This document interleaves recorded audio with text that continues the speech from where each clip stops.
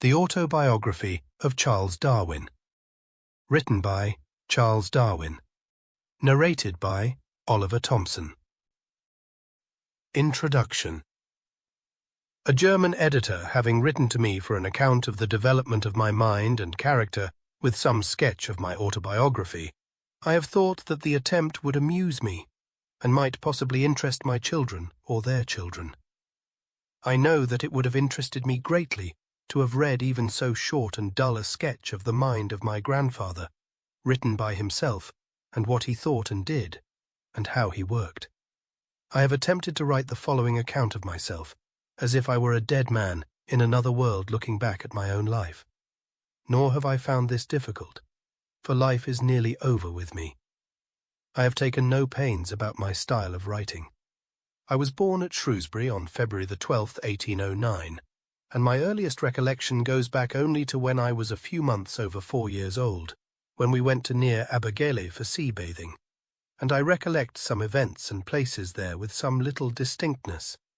My mother died in July 1817, when I was a little over 8 years old, and it is odd that I can remember hardly anything about her except her deathbed, her black velvet gown, and her curiously constructed work table. In the spring of this same year, I was sent to a day school in Shrewsbury, where I stayed a year. I have been told that I was much slower in learning than my younger sister Catherine, and I believe that I was in many ways a naughty boy. By the time I went to this day school, kept by Reverend G. Case, minister of the Unitarian chapel in the High Street, Mrs. Darwin was a Unitarian and attended Mr. Case's chapel, and my father as a little boy went there with his elder sisters, but both he and his brother were christened and intended to belong to the Church of England, and after his early boyhood he seems usually to have gone to church and not to Mr. Case's.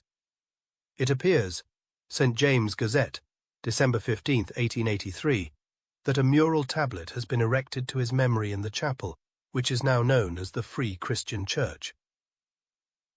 My taste for natural history, and more especially for collecting, was well developed. I tried to make out the names of plants.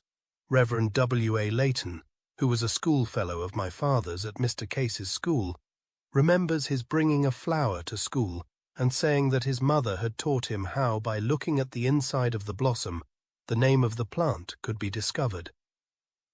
Mr. Layton goes on. This greatly roused my attention and curiosity, and I inquired of him repeatedly how this could be done. But his lesson was naturally enough not transmissible. Francis Darwin. Sample complete. Ready to continue?